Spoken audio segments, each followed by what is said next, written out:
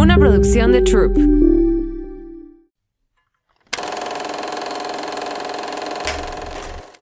Hola, yo soy Carla Cardona y esto es Querida Valeria. Querida Valeria, la verdad es que no lo puedes controlar todo. No todo te va a salir bien, no todo será perfecto y no todo merece tu tiempo. Habrá veces que sientas un poco más de certeza al intentar controlar tu entorno, algunas situaciones o incluso a las personas, pero a la larga verás que poco a poco la seguridad en ti misma y tus capacidades se verán afectadas. Entrarás en obsesiones innecesarias y muy probablemente te dañes a ti y a quien te rodea. En este episodio aprenderás todo lo que hay detrás del perfeccionismo, del control y la obsesividad, para que éstas no se adueñen de ti y vivas de una manera mucho más libre y sana. Bienvenidos a un episodio más de Querida Valeria. Hoy está conmigo Efrén Martínez, PhD en Psicología, máster en Dirección de Recursos Humanos, especialista en adicciones, logoterapia y análisis existencial.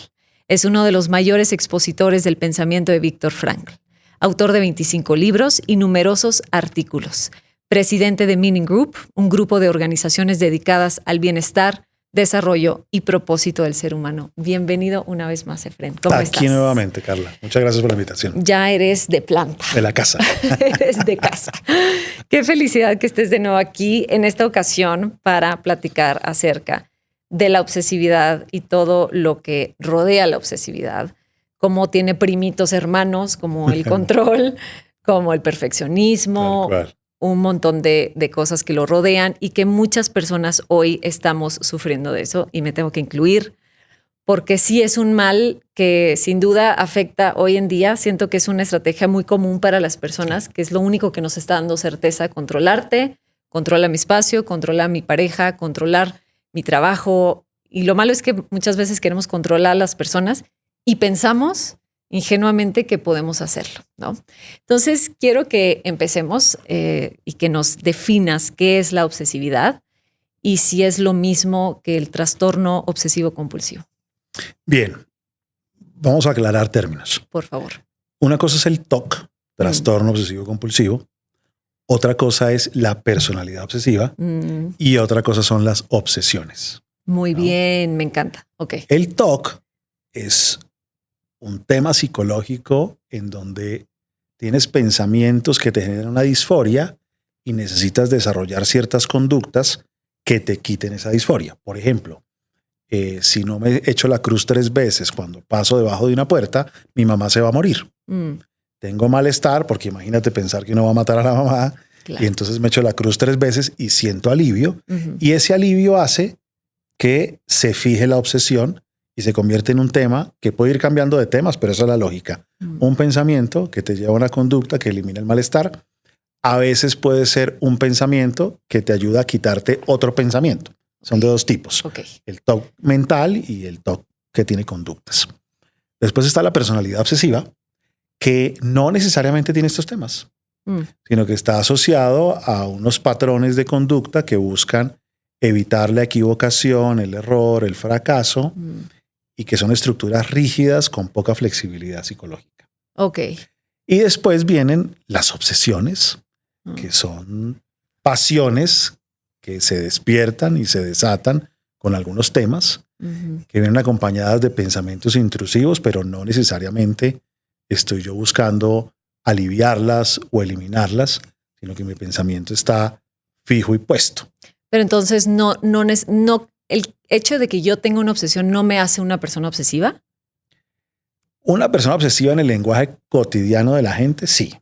Pero en términos psicológicos, obsesionarse con un tema no quiere decir que yo tenga un TOC y no quiere decir que tenga una personalidad obsesiva. Solamente que me obsesione con un tema. Claro. Y ya.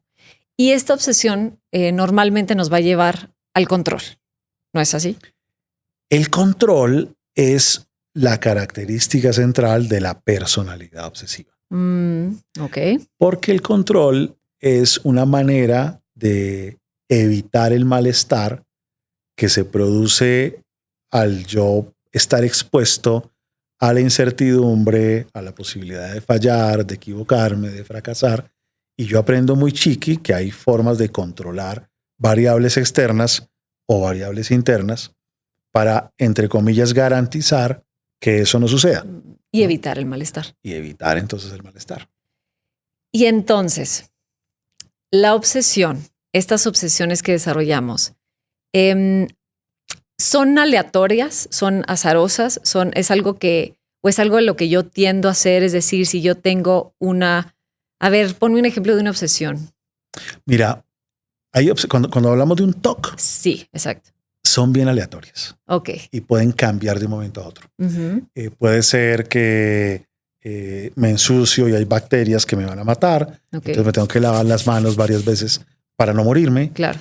Pueden ser de tipo religioso y pensamientos de imaginar los santos de una iglesia desnudos y estoy pecando, tengo que hacer esto para que Dios no me castigue. Eso es TOC, ¿no? Sí.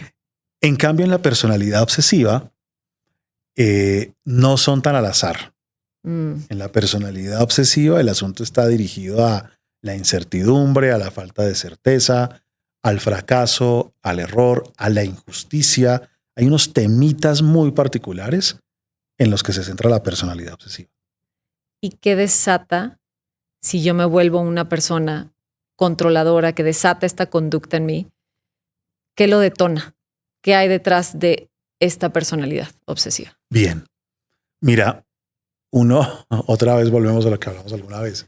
Uno ve a la gente controladora o perfeccionista y uno dice, no, qué pereza esta persona toda rígida y que critica tanto, pero uno no alcanza a imaginarse lo que hay debajo de eso. Hay un temperamento, que lo llamamos temperamento compulsivo, así lo llamaba uno de los grandes teóricos de la personalidad, que era John Liebesley, y él decía que en sus estudios con gemelos que fueron adoptados en culturas distintas, que habían algunos niños que nacían con unos patrones, una tendencia a tener ciertos patrones rígidos de comportamiento y que no soportaban el cambio de variables. Es decir, que les dijeras que era mañana a las 8 y ya eran las 9 y no llegabas, eso era terrible. Que les cambiara las condiciones, que tenían poca capacidad adaptativa, ese era el concepto, poca capacidad adaptativa a los cambios. Y estos niños, si están en hogares en donde equivocarse es lo más grave, errar es algo inadmisible, ensuciarse es algo que no puede ser, fracasar es para perdedores, con padres que tienen pensamientos de blanco o negro, pues van a necesitar sobrevivir de alguna manera. Y una buena manera es volverse más rígido que sus propios padres, volverse más controlador y anticiparse para poder sobrevivir. Ahora, si además de eso lo metieron en un colegio hiperreligioso e hipernormativo, pues más todavía va a tener que organizar. Exacto, es un caldo de cultivo para que una persona pues desarrolle una sensacioncita de que haga lo que haga, siempre va a estar incompleto. Haga lo que haga, nunca va a poder tener la certeza de haberlo hecho bien. Haga lo que haga, se siente incompleto. Y va a desarrollar unas creencias o un mindset en donde equivocarse es lo peor que puede pasar, que le vaya mal en un examen es lo peor que puede pasar, que cometas un error ortográfico es lo peor que puede suceder, y soy malo. Soy una persona mala que merece ser castigada por no hacerlo bien, pero hacerlo bien es estar en el 100% de la santificación. 99 ya implica hacerlo mal, porque su pensamiento es o 100 o nada. ¿No?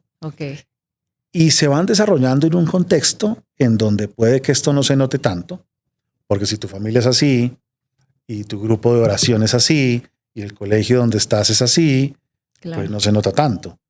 El problema es cuando te enamoras de otro, ¿no? O el problema es cuando te vas de la casa, o el problema es cuando cambias de trabajo y empiezas a generar muchos conflictos interpersonales. Y además, si no naciste en Viena, si no naciste en Alemania o en Suiza, sino, digamos tú, en Ciudad de México. Exacto. Entonces, si la gente llega impuntual, se te inflama el colon. Si la gente te dice, sí, yo te firmo el contrato y no se lo firma, entonces te da bruxismo. Si la gente te dice a todo que sí, pero después cambia que no, entonces te sale una contractura muscular y terminas enfermándote de formas delicadas. Porque aparte que sí es cierto, es cultural también. Hay lugares en donde es más permitido, mejor visto o menos peor ser un controlador o ser un obsesivo o ser un perfeccionista. En las obsesiones, ¿tú crees que siempre esté el ingrediente perfeccionismo? En las obsesiones no. Ok. El perfeccionista está obsesionado por unos temas. Okay. Pero hay obsesiones que no implican perfeccionismo, Okay. sino que te apasionaste con un tema y ahí te quedas. Y ya. ¿No? Y platícame de las diferentes formas, porque también en un test que tienes maravilloso del que ya hemos platicado con anterioridad, cómo cada uno va siendo distinto. Habemos personas que tenemos una obsesión, hablo definitivamente de mí, con nuestro desempeño en lo que hacemos, digamos en el trabajo, en cómo hacemos las cosas, si erramos o no, si lo hacemos bien, exigiéndonos siempre el top máximo, pero no tenemos la tendencia de estar ni obsesionados ni controlando a los demás. No tengo necesidad de que mi esposo esté al ultra top 100. Soy mucho más flexible con los demás, mucho menos rígida, más laxa, incluso a veces más permisiva, pero cuando se trata de mí, jamás cometer un error es imposible. Sí existen estas diferencias, ¿no? Total. Que puede ser mucho más en el exterior que mucho más en el interior. Y además hay niveles de intensidad. Es decir, con el test que creamos nosotros, lo primero que tú haces es que evalúa dónde está tu sensibilidad, qué te estresa, qué te genera malestar psicológico, bien sea el rechazo, bien sea la insuficiencia, bien sea el desamor, bien sea el desprecio, que son como las heridas iniciales que evaluamos. En la personalidad obsesiva, la herida fundamental es la herida de la insuficiencia. Okay. Y la herida de la insuficiencia puede medir 1 centímetro o 10 centímetros. Si tienes una herida de 1 centímetro, en muy pocas áreas de tu vida se te va a activar. Si la tienes de 10 centímetros, en todas las áreas de tu vida se te va a activar. Wow. Y esta herida de la insuficiencia es una memoria afectiva y un mindset. La memoria afectiva lo que te hace a ti experimentar es que la vida es una lucha. Todo es una lucha, todo es esforzado, todo es cansado, todo es que ya voy a llegar a la cima, pero llego a la cima y hasta ahora es la primera colina de una cima más grande y me falta, todo es luchado. Esa es la sensación que tienes. Y es una sensación de incompletud, de duda constante y que te faltan 20 centavos para estar completo. Esa es la memoria afectiva que tienes. Y el mindset está asociado a errar, equivocarse, fracasar e injusticia. Entonces crees que el mundo debería ser justo y exacto. Y eso es irreal, porque el mundo ni es justo ni es exacto. Crees que uno no se puede equivocar y eso es imposible. Nos equivocamos más o menos, pero todos nos equivocamos. Entonces es un mindset de extremos donde esperas que no haya error, que no haya fracaso, que no haya equivocación, que no haya injusticia. Esa es la primera parte de la personalidad obsesiva. Okay. Esa sensibilidad que tú tienes te hace hipersensible a personas o situaciones que te puedan activar ese dolorcito. Y eso hace que la gente que tú llamas ineficiente, porque la amenaza de la personalidad obsesiva es la ineficiencia. Es la que más, ¿no? Esa es la que más. Okay. Puedes tener otras que te activen, pero la que más es la ineficiencia. Entonces toda la gente que se te atraviese en el cumplimiento de tus objetivos, porque hace las cosas lentamente, porque te hace perder tiempo, porque se puede equivocar, porque no prestó suficiente atención, toda la gente que te haga quedar mal. O sea, intolerante al error ajeno. Intolerante al error. Lo que te haga ver mal a ti. Toda la gente que afecte tu imagen. Uf. Un hijo, por ejemplo. O una pareja que tiene un pobre sentido de lo estético y toca vestirlo porque el pobre no sabe combinar ni su ropa. Claro. No. Todo lo que afecte tu imagen te genera mucho malestar porque te activa ese dolorcito. Y para tú gestionar a todas esas personas o todas esas situaciones que implican el tráfico extremo, que implican cosas que no están en tu control, pues tú desarrollas un montón de prácticas para controlar eso. Y ahí es en donde aparecen diferentes formas de perfeccionismo.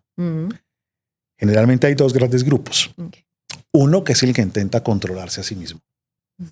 Entonces trata de no mostrarse tan emocional, trata de no mostrar que alguien lo puso de mal genio, trata de mantenerse como constreñido, de ser hiperdisciplinado, apretadito, ahí. Y el otro, el que trata de controlar a los demás, diciéndoles qué hacer, cómo hacerlo, con micromanagement, de tal forma que los demás no tengan ineficiencias. Se vuelven la USB externa de su marido, de sus amigos, les están recordando las cosas, los están corrigiendo, devuelven los mensajes de WhatsApp con correcciones ortográficas. Sí. Yo lo digo en broma, pero es verdad. Lo hacen así. Sí. Siempre tienen que dar una sugerencia de optimización y de mejora. Son como auditores existenciales. Oye, y ahora que pienso en auditores, ¿existen profesiones que son más compatibles con esto que tú ya eres? ¿Verdad? O sea, claro que se necesita una persona un poco más obsesiva o con esta personalidad para ser más eficiente en su trabajo. Yo quisiera que mi contador fuera un poco obsesivo. No quiero que se equivoque en un 0. Claro, quiero que sea obsesivo con los números, ¿no? Totalmente. Ahora, el asunto es que hay una zona luminosa de esta personalidad que es una maravilla. Claro. Porque son puntuales, ordenados, sistemáticos, logísticos, estructurados, diferencian muy bien el bien del mal y eso hace que puedan ser muy exitosos en aquellas profesiones que requieren cierto control, como los gerentes, por ejemplo, que requieren una atención focalizada, orientada al detalle, como los contadores, como los programadores de sistemas. Entonces se pueden desempeñar bien en ciertas áreas. El tema es, ¿realmente está en la zona libre o no? Claro. Porque la diferencia es gigante. O sea, un gerente o un contador o un programador en la zona libre es una maravilla. Porque tú quieres ser tan eficiente como ellos, ser tan eficaz como ellos, ser tan capaz como ellos o como ellas. Pero en la zona oscura tú los odias.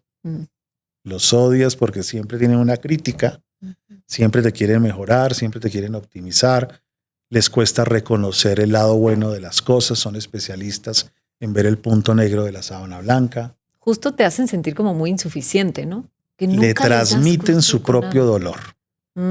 Okay. A sus hijos, a su pareja, a los demás. Nunca nada da la talla, nunca nada da para tanto. Y también pienso que en estos lados luminosos y oscuros, puede ser muy confuso. Bueno, si estás en una profesión que pues sea plausible, tu obsesión está bien. Pero me preocupa que sí puede ser algo que la gente admire de ti.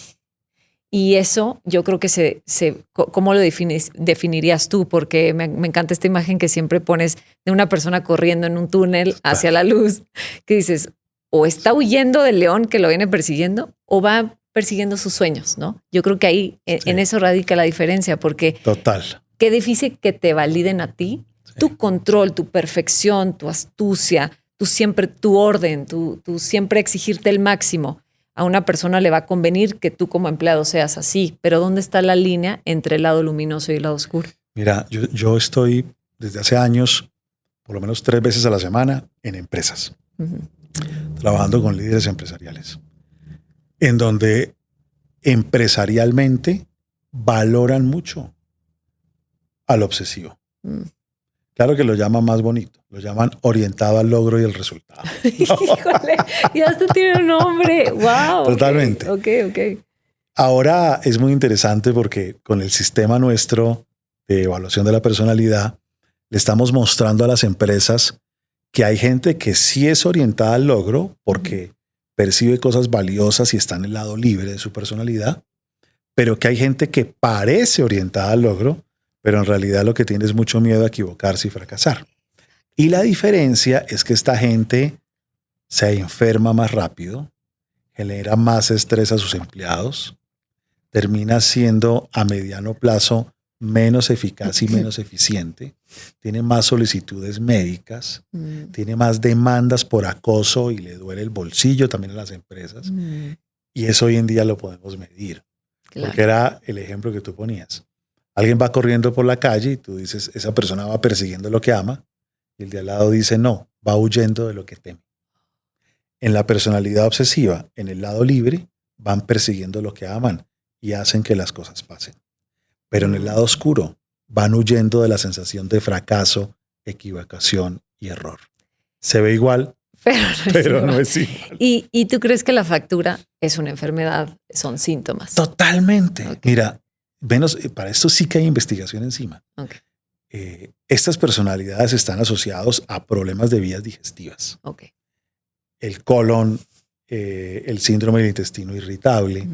Hay asociaciones con problemas cardíacos, con infartos. Hay asociaciones con los temas neuromusculares, contracturas musculares. Hay asociación con bruxismo, con insomnio, ansiedad y depresión. Es decir, altísimo. Claro, no es decir, ay, qué bueno que es tan buen trabajador. Tan buen trabajador se va a morir. Claro. ¿No? Como a qué precio, ¿no? Cuando decimos así a qué precio. Y va a dejar huérfanos a sus hijos si se descuida. Y luego me preocupa justo eso, como que hacia el adentro, porque hacia el afuera, pues qué buen empleado si es que está bien orientado y no acosa, digamos, pero hacia las familias, qué terror, hacia los hijos, sí. Hacia las parejas. Y quiero que hablemos del sufrimiento de ambos, del obsesivo y de quien vive con el obsesivo. Imagínate que le enseñan a su hijo. Yo digo esto en broma, pero es verdad. O sea, le enseñan a su hijo que cuando se viste, hay protocolos para vestirse. Claro. O sea, esta gente tiene protocolos en su casa para existir. Entonces, hay un protocolo que es el protocolo de vestimenta infantil. Entonces, el niño tiene que ponerse primero las medias y después el pantalón. Y cuando el niño se pone primero el pantalón, le dicen, oye, ¿qué pasa? Tienes que ponerte primero las medias y después el pantalón. Y el niño no entiende por qué. ¿Y sabes qué es lo que pasa? Que si tú te pones primero el pantalón y después las medias, vas a tener que remangar el pantalón nuevamente para ponerte las medias y perdiste 2 milisegundos. Es un trabajo ineficiente. Exactamente. Son 2 segundos o milisegundos. Y el niño mira a la mamá y dice, esta señora está loca. No. Claro. O sea, tienen hasta en eso. Protocolos, ¿no? Para vestirse, entran al baño, abren con una mano la puerta, con la otra mano toman el cepillo de dientes, con la pierna cierran la puerta, porque funcionan en clave de optimización de tiempo y quieren optimizar todo.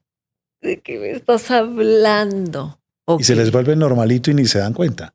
Pero cuando van a mirar, claro, viven en clave de optimización. Que todo case como un cuadro de Excel formulado al interior del hogar.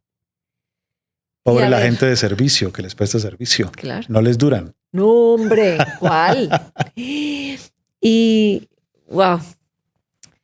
Cuando está, o sea, ¿qué es lo que pudiera provocar? Porque pienso que si todo él puede controlar, pero en mi mente está un soltero viviendo en su casa y no sé por qué pienso en un hombre.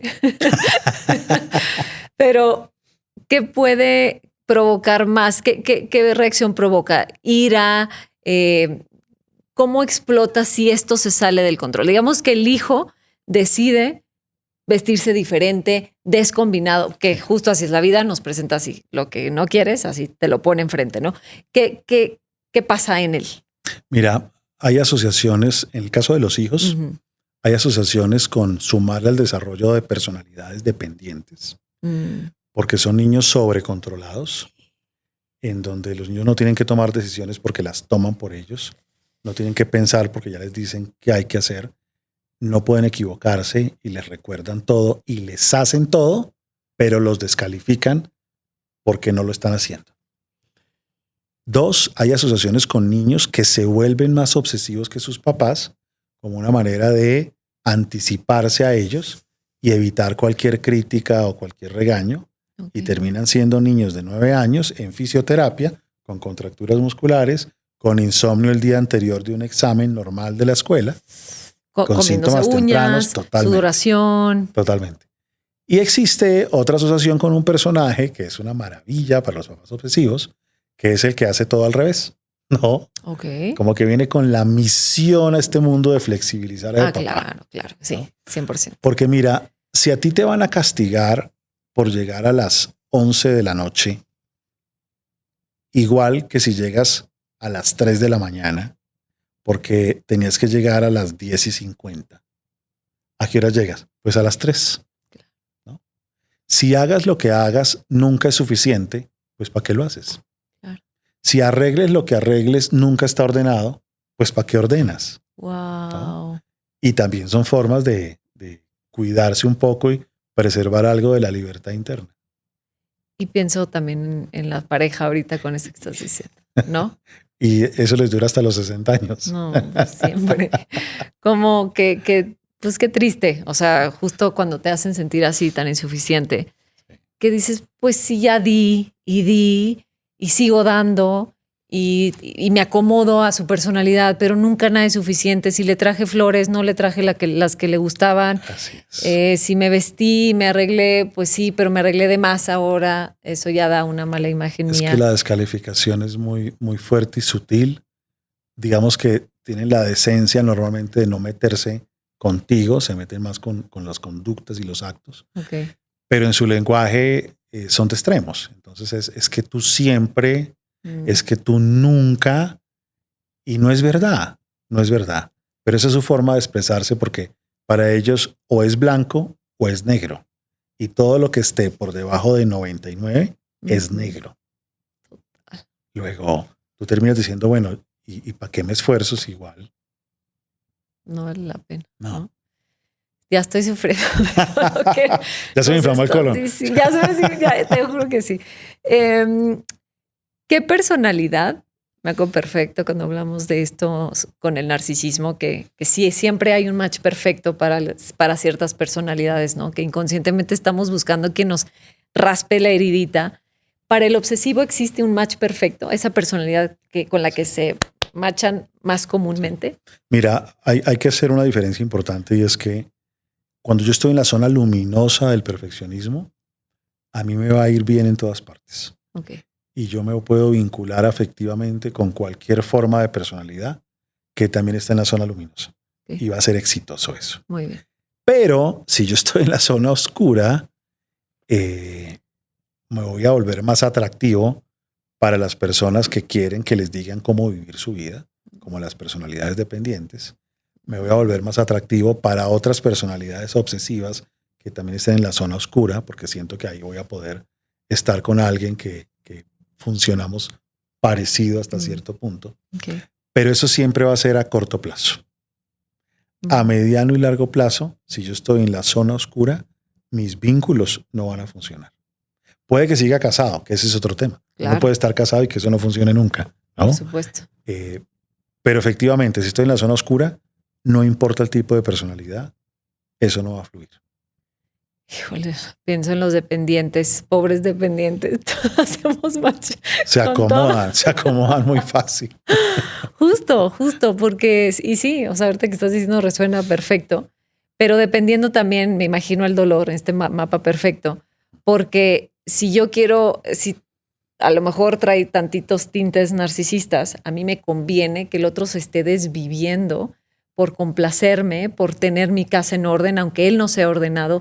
Ver simplemente esa conducta en el otro, como que me sacia esto, me da este hit de superioridad. Por el contrario, cuando viene real y no viene desde las ganas de sentirme superior, tal vez haré más fácilmente un match con otro obsesivo para que nuestra casa todos estemos en orden, ¿verdad? Total. Yo creo que la apuesta es, se fomenta socialmente un montón la obsesividad. Okay. La gente se mata trabajando y eso lo aplauden.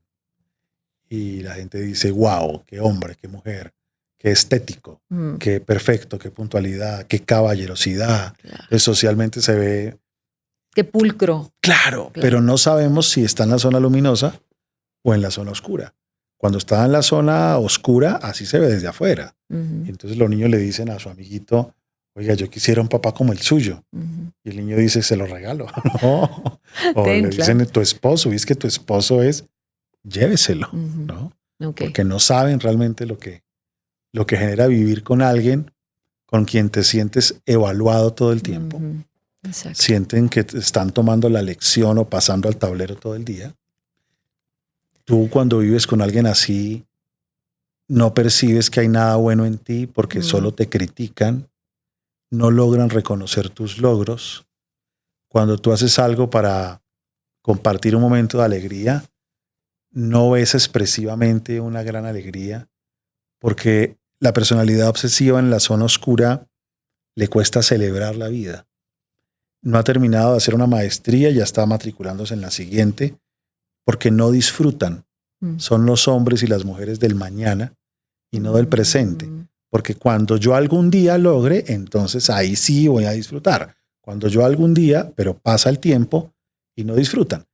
No pueden ir a la playa y leer un libro que no cultive el intelecto, porque si no sienten que están perdiendo el tiempo. ¿No?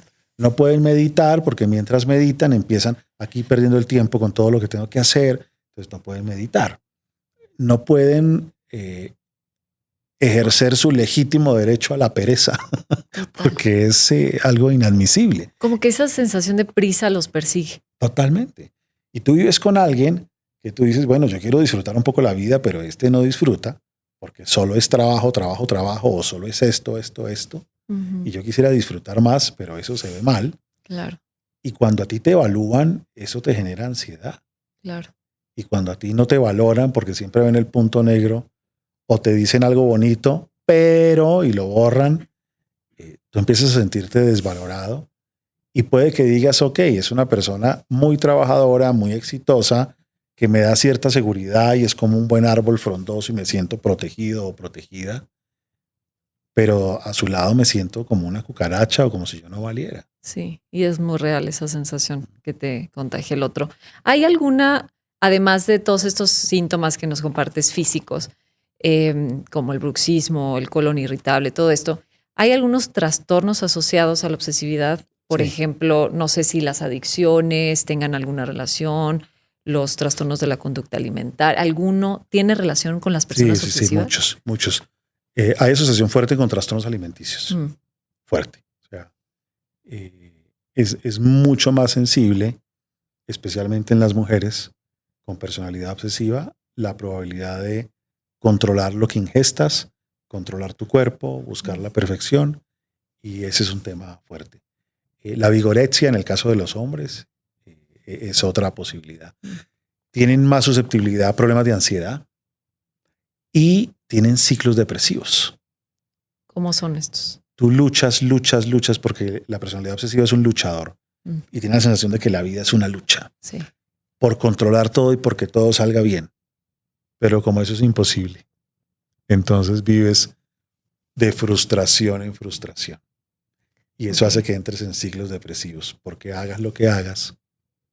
Hay un terapeuta. Que te rindes un poco, es como. Sí, hace muchos años conocí un terapeuta en Estados Unidos de apellido Gorski.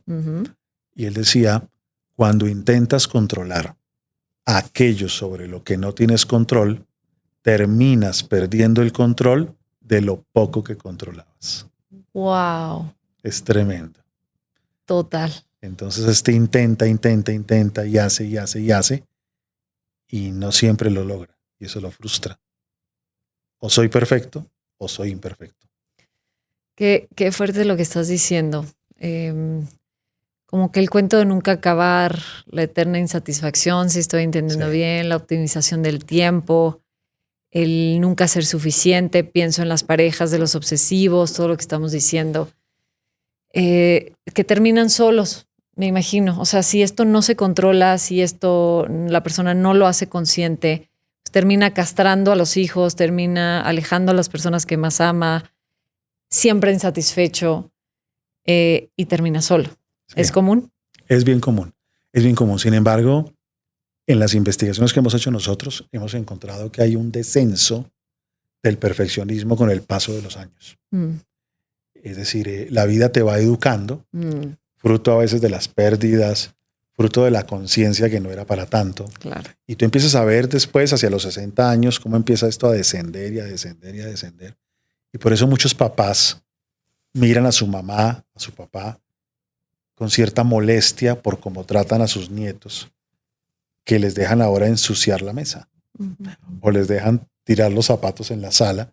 Y los papás dicen, ¿y por qué a ellos no los molesta? ¿Y por qué? Claro. ¿No? Pero porque fueron niños que sufrieron a sus papás y ahora ven que con sus nietos, pues porque van madurando. Claro.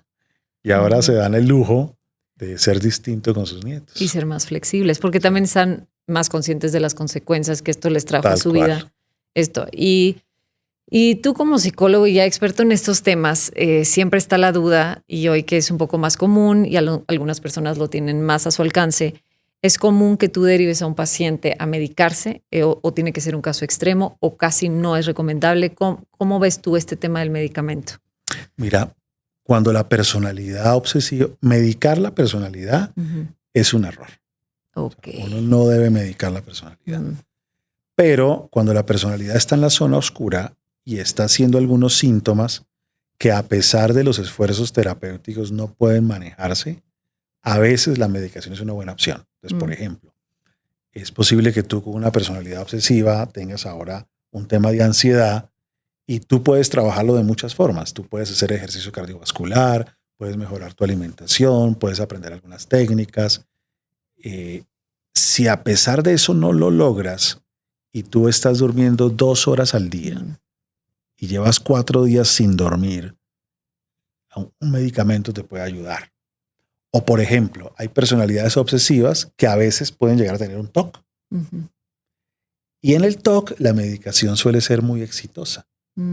Aunque la psicoterapia también puede funcionar. Pero si un TOC no te deja dormir, necesitas algo para poder dormir. Porque dormir es una necesidad, es la necesidad. La necesidad. O sea, sin eso no hay nada. Tal cual. No. Y ahorita que estás diciendo de todos estos síntomas físicos, si me descuido, ¿puedo desarrollar un TOC? Si solamente es una personalidad obsesiva, pero no la he hecho consciente y esto crece y crece porque me sigue amenazando lo que me sigue amenazando y yo no he volteado a ver mi herida y traigo un caos en mi vida. ¿Esto sí se puede desarrollar en algo grave como un TOC? Pues hay una relación entre personalidad obsesiva y TOC. No quiere decir que la gente con personalidad obsesiva vaya a tener un trastorno obsesivo compulsivo. Pero sí suele ser común encontrar gente con personalidad obsesiva que desarrolla un TOC. Y normalmente los TOC nacen. O sea, no es como que algo los amenazó y desarrollaron. O sea, normalmente los que sí lo tienen como en un extremo bastante importante ya nacieron con esto. No que necesariamente. Desde niños ya tienen todas estas características. Tú puedes ver niños en donde tú ya ves esas características. Okay. Y los ves a los 7 años, a los 9, a los 10, y efectivamente no duermen y es muy, muy fuerte. Muy fuerte. Pero a veces lo que tienen es un tema de ansiedad y la ansiedad es como un árbol, como el tronco de un árbol, que va a manifestarse en ciertas ramas. Algunos con fobias a la oscuridad, a otros con fobias sociales, a otros con TOC, a otros con ataques de pánico, como que tiene unas ramificaciones. Y el TOC es una de las opciones de la ansiedad. Ok. Y que, o sea, por ejemplo, las personas que ya lo detectan y que se están identificando con todo esto, yo en la vida, por ejemplo, si de algo les sirve, jamás pensé que yo podría tener una personalidad obsesiva. Jamás, de verdad. Porque yo sí lo tenía erróneamente identificado con las personas altamente controladoras del exterior, justo lo que estamos diciendo, que son súper puntuales, que se visten perfecto, que siempre arreglados a todos lados, que entonces esto tiene un orden y acomodo la mesa y nada se sale de mi orden, que controlan a los hijos, cómo se visten. Yo pensé que era de verdad esta madre altamente controladora y perfeccionista y que no se salía nada de su control. Pero después, cuando yo me di cuenta de que esto venía por el interior, desde el interior y desde mis ganas de como mejorarme según yo, porque como dices, estas son características que te van haciendo como que pues son plausibles, ¿no? O sea, son cosas que les aprobamos a los demás, pero que vamos descuidando. Como hay una parte que me interesa, que es el autoestima, que pocas veces lo saco porque siento que está también como muy desgastado ese término, pero yo sí sentía que estaba como muy combinado con una baja autoestima y que eso desataba un control en mí hacia mí. Es como, yo lo tomaba como castigo, como todo el tiempo controlarme de una manera compulsiva y súper como no sana, pero yo se lo achacaba en un momento de mi vida a la baja autoestima. ¿Tú pensarías que estas personas que son tan rígidas consigo y poco permisivas consigo mismos, sí tiene que ver una baja autoestima, una poca validación en la infancia, digamos? Sí, sí. Sin embargo, hicimos la tarea de averiguar el origen de las diversas formas de perfeccionismo. Ok. Porque, como tú dices al principio, un perfeccionista no es igual a otro No, perfeccionista. Exacto. Porque algunos van más para adentro, otros van más para afuera. Resulta que empezamos a investigar cuáles eran las heridas del alma en el perfeccionismo. Ok. Y entonces tú puedes intentar controlar ciertas cosas para que la herida de rechazo no se active, porque tú necesitas sentirte perfecta para que no te desaprueben. Pero hay otros que necesitan ejercer el control y ser perfeccionistas para que su herida del alma de la insuficiencia no se active. Okay. Entonces a veces tú tienes una herida de insuficiencia y tú eres perfeccionista contigo. Okay. Solo contigo. Sí. A veces la tienes de rechazo y eres perfeccionista para que los demás te quieran y no te vayan a rechazar. A veces tienes las dos heridas y entonces eres contigo y eres con otros. Ahora, a veces el tamaño de la herida es 50%. Eso. Y entonces te pasa solamente en el mundo del trabajo, pero no con tu pareja. A veces es del 100% y te pasa con todo el mundo. Claro. Entonces también dependiendo del tamaño de tus heridas, vas a moverte en las diferentes áreas de la vida. Hay gente que su cuarto es totalmente desordenado. Y son obsesivos, claro. Y son bien perfeccionistas en su trabajo. Y uno dice, ¿esto cómo así? Hay gente que en su oficina es súper controladora, súper fuerte, con feedbacks fuertes para las demás personas, pero llega a su casa y no es capaz de ponerle un límite a su pareja. Total. Y uno dice, esto tan raro. No, no es tan raro, es humano, solamente que depende de mis propias heridas, cómo el perfeccionismo me va a ayudar para cada una de ellas. Y por ejemplo, en este caso que siento que sí es súper común, yo he tenido personas muy cercanas a mí que tienen esto, que de verdad no lo puedes creer cuando entras a su casa y dices, no es el de la oficina, porque a ese que lo amenaza. O cambia el dolor o es más bien la amenaza. Cambia el dolor. Ok. O sea, por ejemplo, en eso de que tiene desorden en su casa, que no es capaz de poner límites, que es mucho más laxo y permisivo en el hogar, pero en el trabajo es impecable. Claro. Hay gente que tiene mucho miedo, mucho dolor y mucho miedo al rechazo. Ok. Y entonces en su casa no ponen límites, en su casa en realidad no le dicen nada a nadie para no incomodarlo, así todo esté desordenado. Okay. Pero afuera en su trabajo, como Hitler. Tal cual. Pero ¿por qué si, por ejemplo, a ver, te perdón que te interrumpa, si entonces el rechazo es, ¿y por qué en el trabajo no lo amenaza el rechazo? Porque simplemente cambian a la persona del cargo y ya está. En cambio, en la casa es tu marido. Ok. Y si cambiar de marido no es tan fácil. Claro, no, y te interesa, claro. Sí. Ok. Entonces va cambiando según este mapa perfecto del que hablamos. Mira, uno en el perfeccionismo, uno tiene que preguntarse qué hay debajo del perfeccionismo. Siempre. ¿Será que este control mío es para eliminar las ineficiencias? ¿O es para eliminar la desaprobación? ¿O es para eliminar la subestimación? ¿Qué es lo que me amenaza a mí, que me convierte en un hombre o en una mujer controladora para evitar que esas amenazas activen algún dolorcito que yo tengo? ¿Me puedes nombrar esas amenazas, las más comunes? Mira, tenemos la exposición social, tenemos la desaprobación, tenemos la ineficiencia, tenemos la descalificación, tenemos la subestimación, tenemos la indiferencia, tenemos la traición y tenemos la coerción. Estas 8 amenazas, esto no es caprichoso acá que me lo estoy inventando, no, acá, yo lo sé. sino que hemos hecho investigaciones con miles de personas tratando de detectar qué cosas disparan el estrés y el malestar psicológico en las personas, dependiendo de las heridas del alma que tengan. Entonces, estas 8 amenazas te generan a ti estrés y el perfeccionista, dependiendo del tipo de amenaza que más lo afecte, va a tener un tipo de perfeccionismo para poder manejar o lidiar estas amenazas. Claro. Es posible que a mí me amenace la descalificación y mi perfeccionismo lo que intenta es eliminar esa amenaza. O a mí me amenaza ser ineficiente y mi perfeccionismo intenta es eliminar esa amenaza. O a mí me amenaza la desaprobación y mi perfeccionismo intenta eliminar esa amenaza. Claro. Y cuando yo logro entender eso, entonces ya puedo comprender cuál es mi tipo de perfeccionismo o de control para hacer algo con ello. Y justo, ¿qué hacer con esto? O sea, ¿qué hacer? Me acuerdo que decías del mantra. A ver, ¿nos puedes decir, por favor? Mira. Porque aplica para todas las personalidades. En el lado oscura. Lo primero es que tienes que conocer esto. Ok.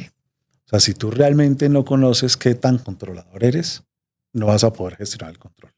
Ok. Y cuando digo conocerlo realmente, es no por la versión de tu marido que te dice que eres una controladora. No. Okay. De pronto tu marido es tan desordenado que tú, sin ser controladora, pareces controladora. Pero digo, tú en relación con el mundo, no con una sola persona que opina eso, si realmente eres controladora. Uh-huh. Después tienes que comprender qué dispara esa necesidad de control. ¿Para qué es ese control? Y cuando entiendes qué amenazas intentas manejar con ese control, después tienes que hacerte la pregunta, ok, pero ¿esto está asociado a qué dolorcito o a qué herida? Y cuando ya te conoces bien, entonces ahí sí aplicamos el mantra, que ya sabes, dice así: soltar el control o soltar la estrategia, uh-huh.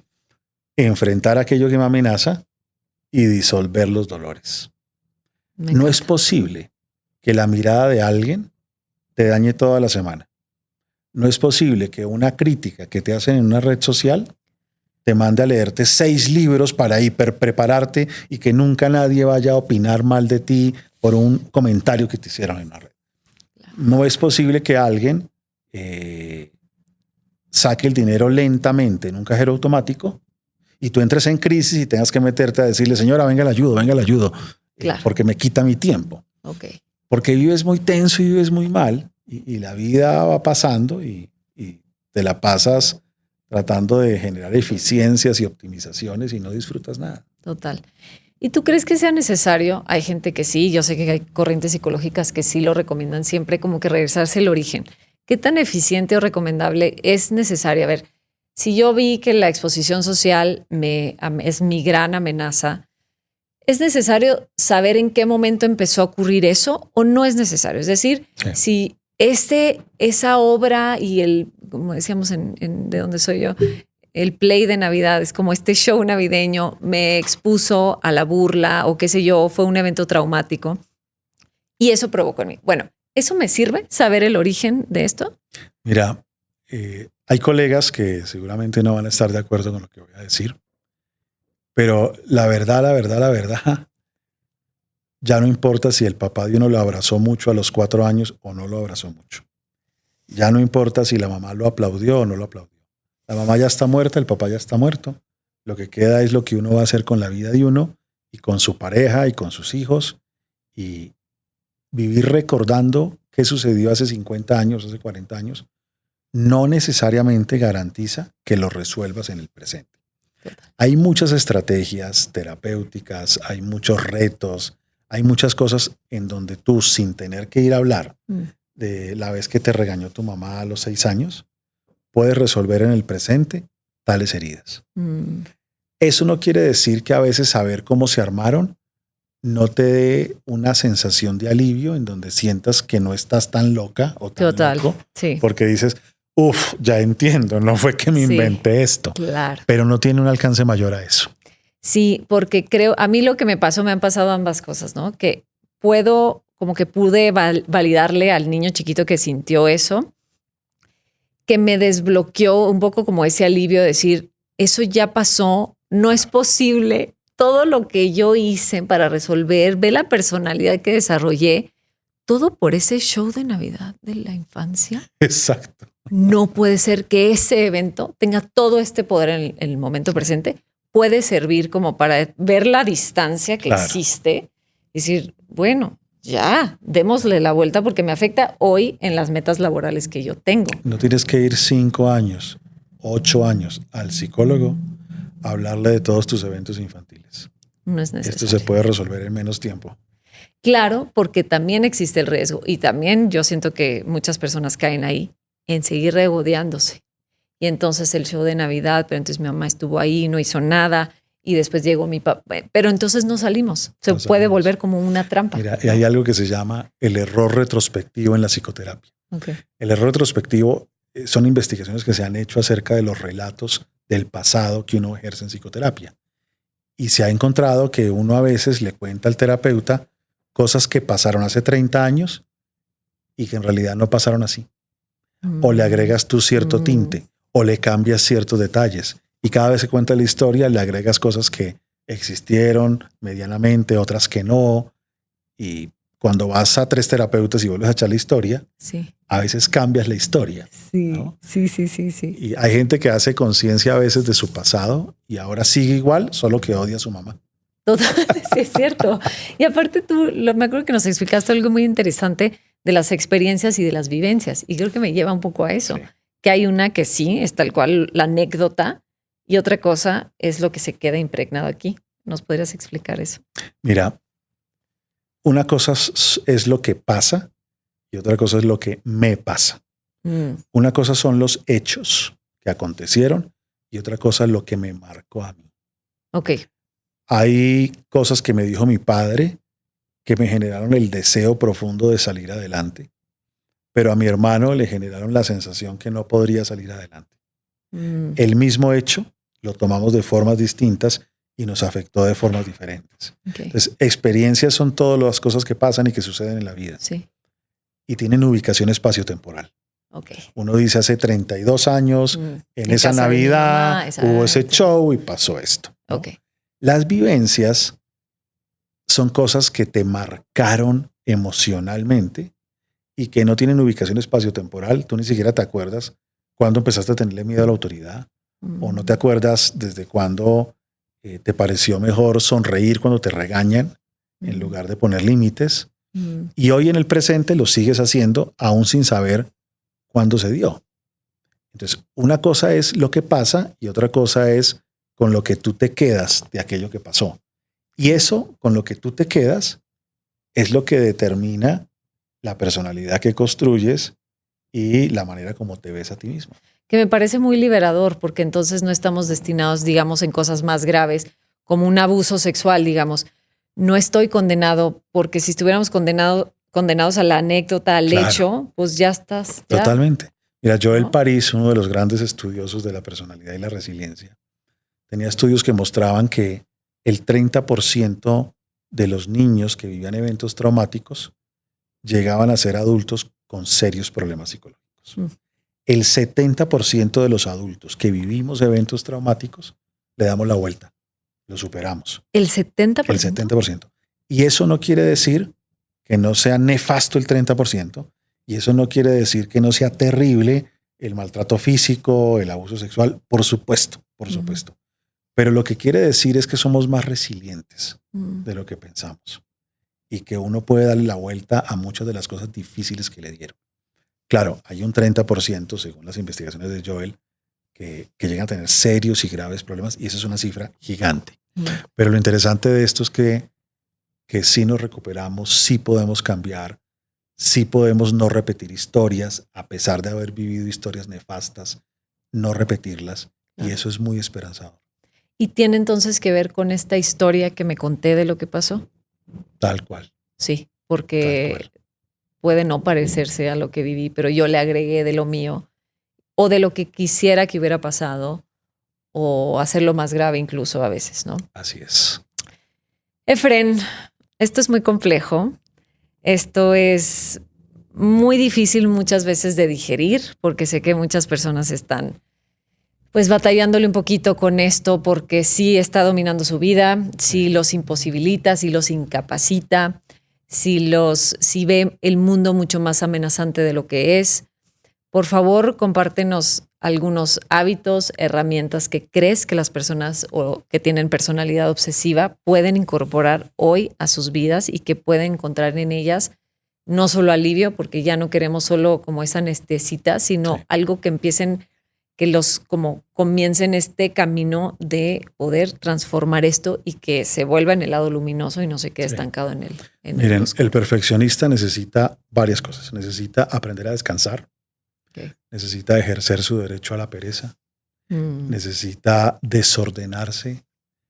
Necesita disfrutar la vida. Necesita ser mindfulness de experiencia, de sabores, de olores, del disfrute. Necesita aprender a detener el tiempo y meditar es una muy buena opción. El perfeccionista necesita volverse más tolerante al malestar que experimenta con las ineficiencias de otros. Necesita ser capaz de dormir con las puertas de las gavetas y los closets abiertos.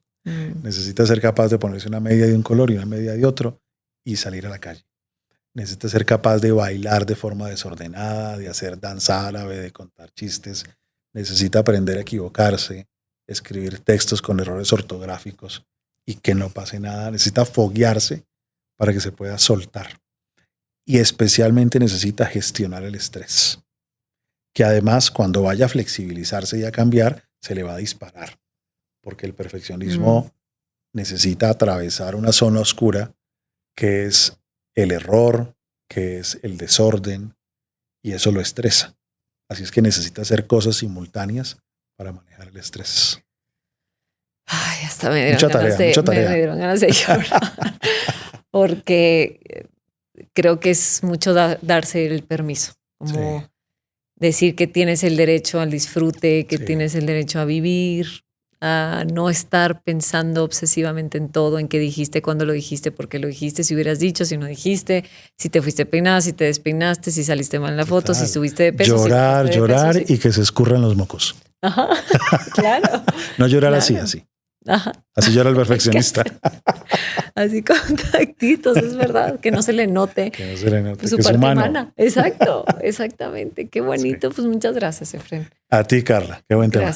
Gracias por estar nuevamente en Querida Valeria, en este espacio tan sagrado para mí, que me ilusiona sobremanera todo lo que les enseñas a las personas, todo lo que en este espacio pues platico y que viene siempre desde las ganas de poner allá afuera como cosas bonitas, cosas útiles. A veces tienen que ser un poquito fuertes y crudas para que despertemos y que nos den una par de cachetadas y digan, tú puedes, y vas y construye la vida que quieres, voltéate a ver, hazte responsable y vas. Porque si hoy hablamos del perfeccionismo, creo que no hay perfección. O sea, el hecho de que no exista lo hace liberador, pero cuando lo entiendes acá, que no existe, por más que te esfuerces, no existe ese lugar en donde todo es perfecto, en donde no va a pasar nada, en donde no hay riesgos, en donde todo fluye, en donde todos te aprueban, en donde todos te aplauden. No existe. Y esto es muy liberador cuando lo puedes entender y empezar a darte estos permisos de los que nos hablas. Muchas gracias y muchas gracias a todas las personas que llegaron hasta acá. Les voy a dar un poquito más de información acerca de este test que aplica Efrén y que algunas personas ya estamos capacitadas para interpretarlo, porque hay todo un mapa que esto les va a arrojar para que ustedes puedan entender todo esto que nos platicó Efrén hoy, de las amenazas, los dolores, qué estrategias, porque a veces no solo es una, se va combinando y súper interesante. Es una gran herramienta de autoconocimiento que me va a encantar poderles compartir. A ver si nos dan un descuento por ahí. Pero por supuesto, comprometidos. Sí, vale, claro, les decimos todos estos detalles. Y bueno, suscríbanse en el canal de YouTube, denle follow en nuestra página en Spotify y compartan si sienten que esto le puede servir a alguna persona querida para ustedes. Les mando muchos besos y nos vemos la próxima. Querida Valeria.